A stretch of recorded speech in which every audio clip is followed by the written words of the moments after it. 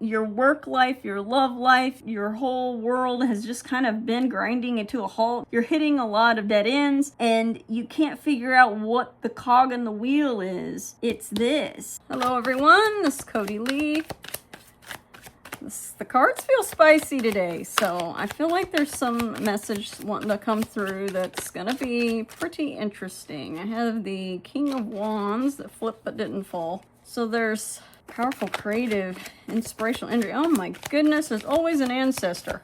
Always an ancestor here. You have a lot of people around you looking after you from the other side. Is this High Priestess supposed to be reversed?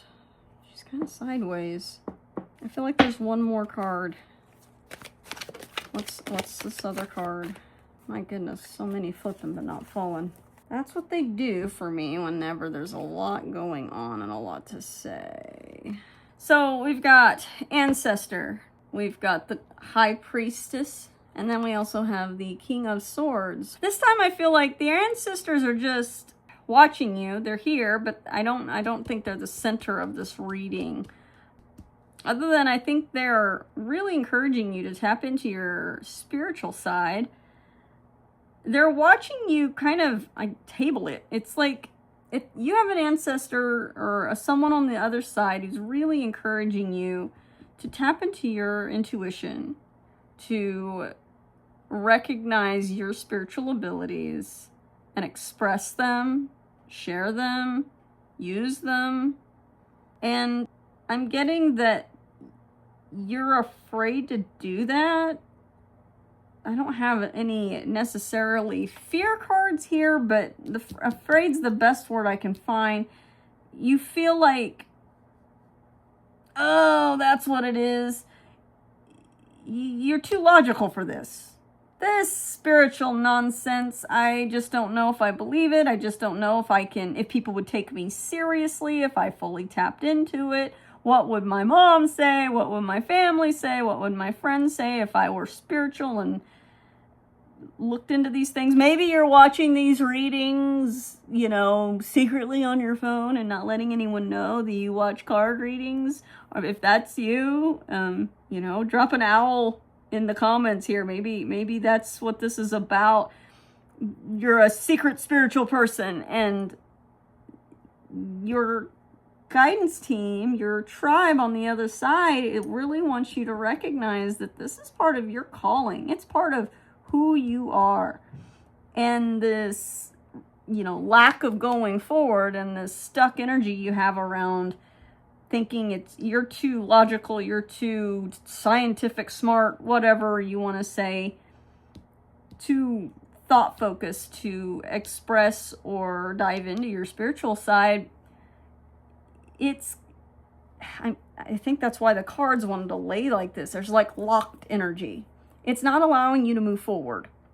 I just saw like gears locking, like things want to flow for you. Things want to go forward for you. Things want to manifest. And maybe this is you. You've felt like your work life, your love life, your whole world has just kind of been grinding into a halt. You're hitting a lot of dead ends.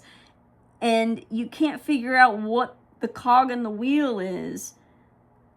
It's this. It's the fact that you have intuitive guidance that wants to come through for you. You have the spiritual ability to hear your inner knowing and tap into your guidance team, but your logical side won't allow you to do it. Your logical side says things like, yeah, but you might be making this up. How do you know that's true? What if it's wrong? I don't know if we should do that. That sounds crazy. All those negative Nelly type of talk. This is the cog in your wheel.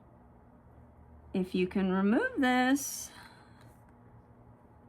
and allow both of these things to exist, you can have everything flowing the way they're supposed to, everything rolling the way they should. You can still be a logical person who, you know science, you like to use your brain, but you also use your intuition. I know plenty of people like that. And you know what? They're really well balanced.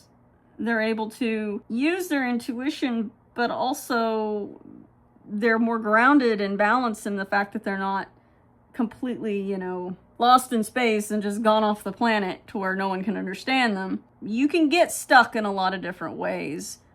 But I think one of the things that I see is people are afraid to be more than one thing. They think, oh, I am logical, I am spiritual. You can be both.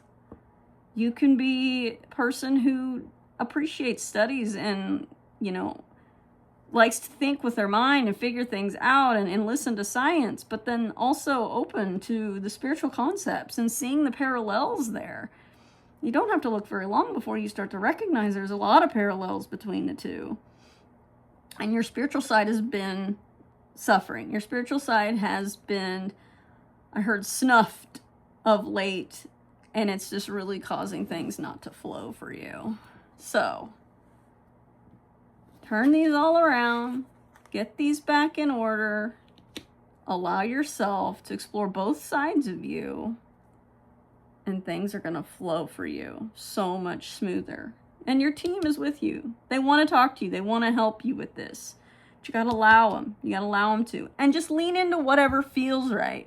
If you feel like picking up a deck of tarot cards and exploring that, go for it. If you just feel like doing some free writing, some channeling in that way, go for it. If you want to just meditate and whatever you're drawn to, the pendulum. There's so many different spiritual avenues that you can explore to where you can start to tap into your intuition. Be brave.